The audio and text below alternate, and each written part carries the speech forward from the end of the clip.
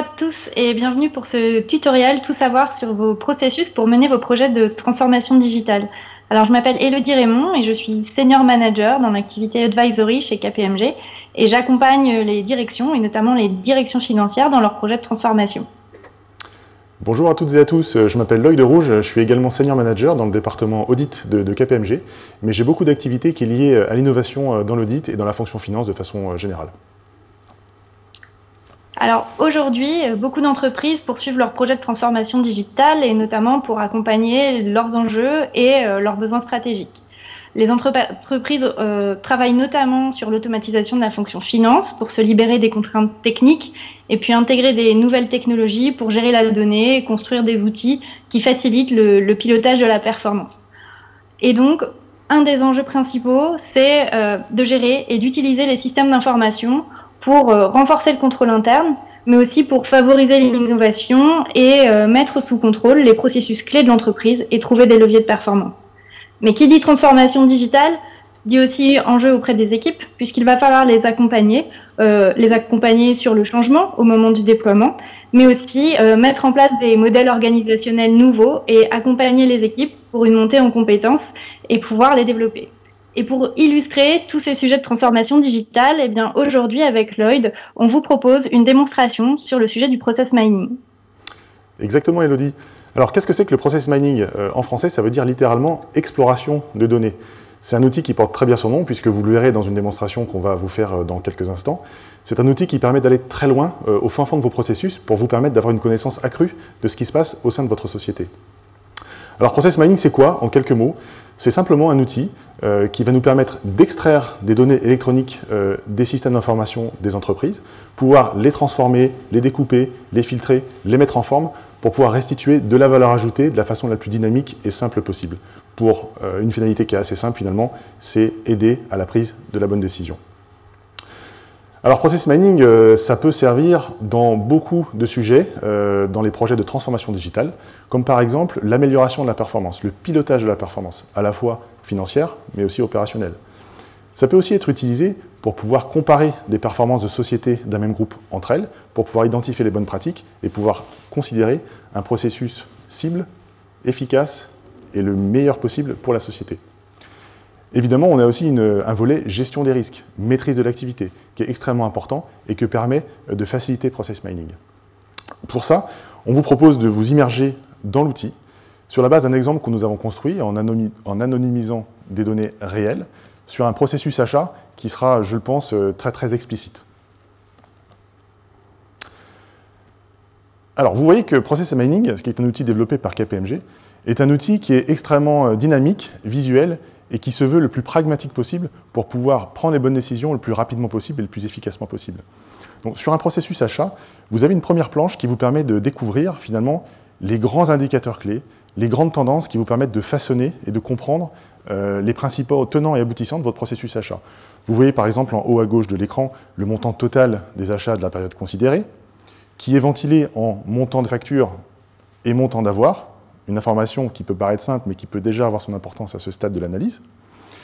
Et ces informations clés sont aussi implémentées et partagées, complémentées par des dashboards, des restitutions visuelles sur l'écran qui sont dynamiques et qui vous permettent en un clin d'œil d'avoir des informations très importantes, comme par exemple la répartition des types de flux d'achat, des factures sans commande ou avec commande, avec le diagramme en camembert que vous voyez à l'écran, ou plus simplement en bas à gauche, une distribution temporelle des achats sur la période qui permet en un instant de voir si les habitudes d'achat de la période sont bien cohérentes avec les cycles de vie de la société.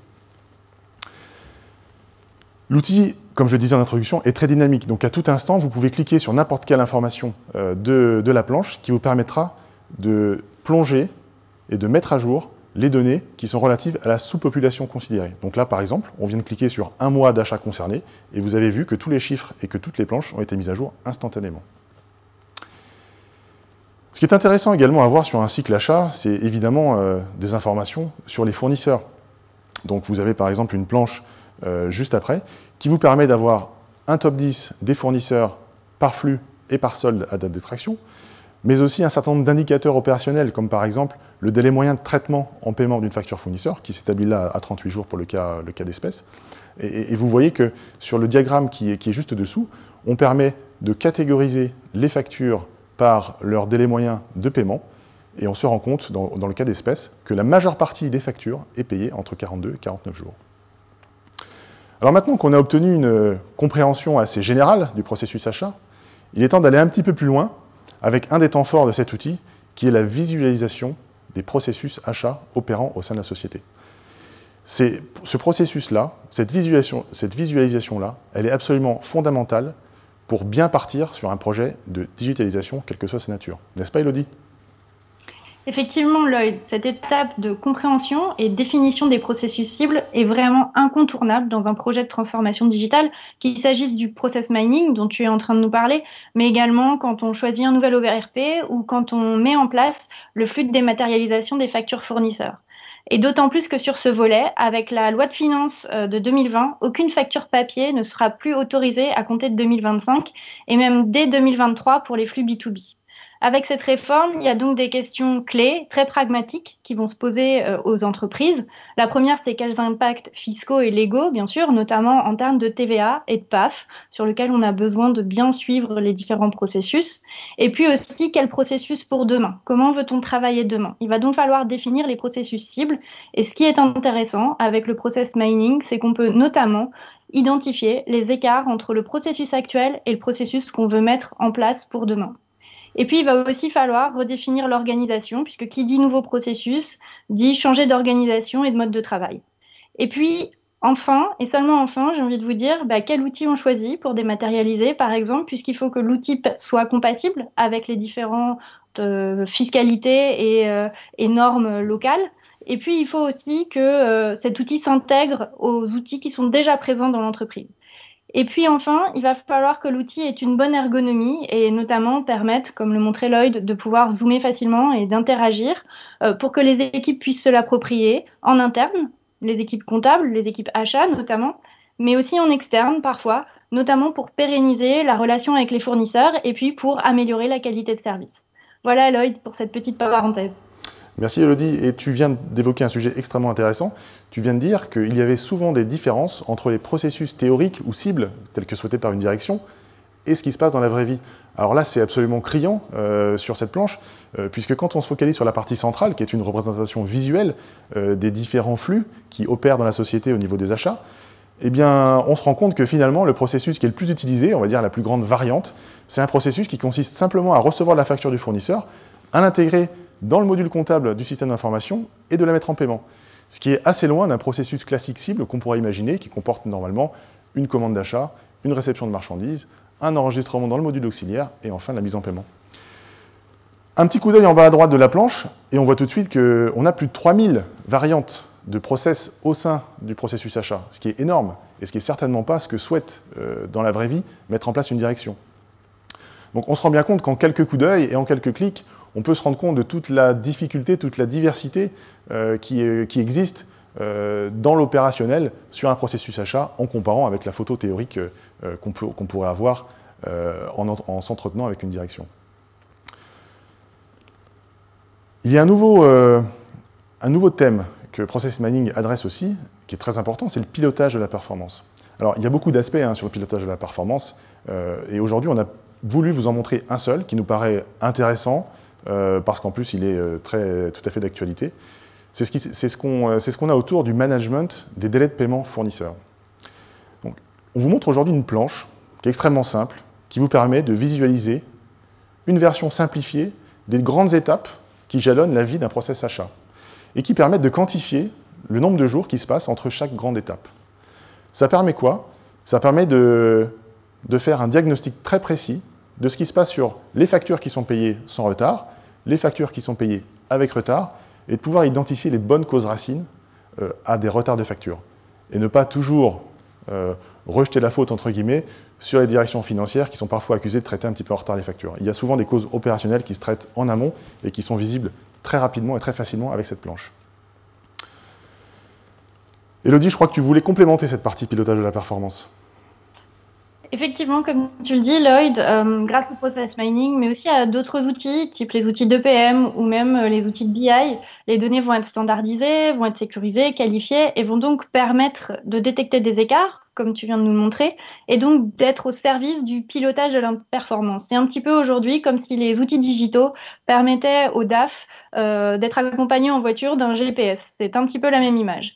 Et donc, si on peut résumer, l'objectif global, c'est de pouvoir optimiser le pilotage des activités et de détecter le plus rapidement possible des leviers de performance et de mettre en place des plans d'action efficaces avec l'ensemble des partenaires de l'entreprise. Du coup, via la mise en place d'indicateurs de gestion, que ce soit des indicateurs financiers ou opérationnels, comme tu viens de nous le montrer, eh bien, on va pouvoir mettre différentes actions en place. Et puis ces outils, ils permettent d'éclairer la prise de décision, puisqu'on l'a vu, et d'autant plus avec l'année qui vient de s'écouler, il y a un besoin accru d'agilité et de capacité à pouvoir scénariser différents modèles afin de pouvoir avoir une vision de l'atterrissage des résultats de fin d'année ou de différents scénarios d'évolution pour l'entreprise. Eh bien, ces outils vont appuyer ces décisions.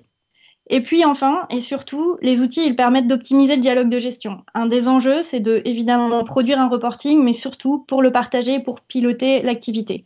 Par exemple, avec de la data visualisation, comme c'est le cas ici de la planche que tu viens de nous présenter, mais aussi parfois avec des reporting en self-service, les différents interlocuteurs vont pouvoir vraiment au quotidien rassurer leur prise de position grâce à ces différents outils. Et puis aussi, la capacité de scénarisation, ça va permettre aux services financiers de se positionner comme de véritables conseillers en interne pour accompagner la stratégie de l'entreprise et proposer des solutions pour un pilotage efficace et très performant. Voilà, Lloyd. Merci Elodie. Et je pense que tu seras d'accord avec moi, je ne peux pas finir ce tutoriel sans parler du volet gestion des risques et maîtrise de l'activité qui est permise par Process Mining. Donc pour ça, j'ai envie de montrer deux exemples. Le premier, c'est une planche qui permet d'identifier des transactions qui peuvent présenter un risque. Typiquement, dans cet exemple, la liste et les statistiques qui sont liées aux transactions d'achat pour lesquelles une commande d'achat a été saisie postérieurement à la facture, ce qui n'est pas tout à fait dans l'ordre des choses. Donc vous voyez, avec cette planche, encore une fois, avec quelques représentations graphiques bien senties et quelques indicateurs clés bien évidents, on peut tout de suite mesurer la problématique opérationnelle et financière, et pour une direction financière, pouvoir ou non décider de mettre en œuvre des actions correctrices. Je voudrais terminer cette partie gestion des risques et maîtrise de l'activité par un thème qui est absolument fondamental, c'est le thème de séparation des fonctions. Je vous présente une planche qui permet d'avoir une vision extrêmement synthétique des problématiques potentielles de cumul de fonctions sensibles au sein de votre processus achat. Alors vous le voyez sur la partie centrale, en haut à gauche, on est sur une vision globale des scénarios potentiels qui pourraient mettre en œuvre ou faire visualiser des problématiques de séparation des fonctions. Alors, il y a 5 scénarios qui sont par défaut implémentés dans l'outil. Et vous voyez que sur ce jeu de données anonyme, il y a un seul scénario potentiellement sensible qui apparaît comme étant actif dans le jeu de données. C'est le scénario 3, qui est en fait un scénario pendant lequel un utilisateur lambda aurait, pour une seule et même transaction, initié le bon de commande et la réception des marchandises. Alors, on voit tout de suite, enjeu financier, un peu moins de 10 millions d'euros, nombre d'occurrences, 764 transactions concernées, et 17 utilisateurs. Alors, avoir cette vision globale, c'est très bien, mais pouvoir accéder aux détails en quelques clics, c'est encore mieux. C'est pour ça que les tables du dessous sont présentes. En cliquant par exemple sur le premier utilisateur dans la table du dessous, on va avoir accès à l'ensemble des transactions qui ont été initiées par cet utilisateur et qui présentent les caractéristiques de cumul de fonctions sensibles potentielles. Donc vous voyez qu'à portée de clic, on a toute l'information nécessaire pour éventuellement décider de mener quelques enquêtes par sondage, ou en tout cas prendre les actions correctrices nécessaires, que ce soit de la formation, de la réhabilitation d'accès, etc., etc. Eh bien, merci Lloyd pour cette présentation qui nous a permis de voir les premiers éléments clés qui peuvent être attestés par le process mining. Et maintenant, on vous propose pour conclure de repartager certains éléments pour lesquels nous sommes convaincus qu'il s'agit d'éléments clés pour mener à bien des projets de transformation digitale. Le premier point, c'est que la transformation digitale, et quel que soit le type de projet mené, eh bien, il s'agit d'un projet d'entreprise global.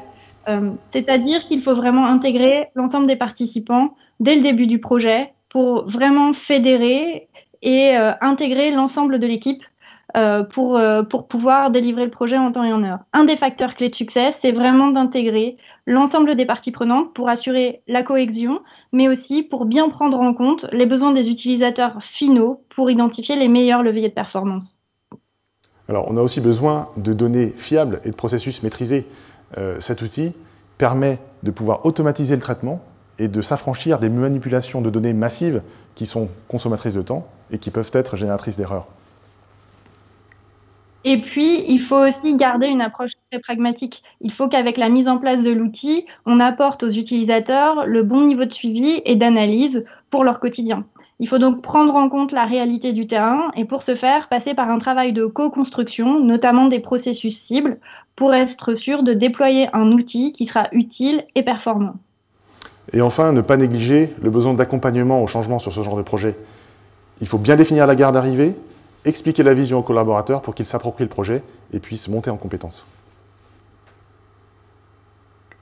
Eh bien, nous vous remercions d'avoir suivi avec nous ce petit tutoriel sur le process mining et sur quelques notions clés.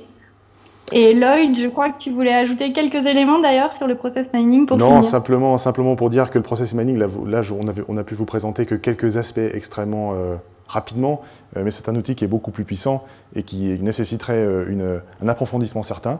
Donc si vous êtes curieux, n'hésitez pas à nous contacter pour en savoir plus.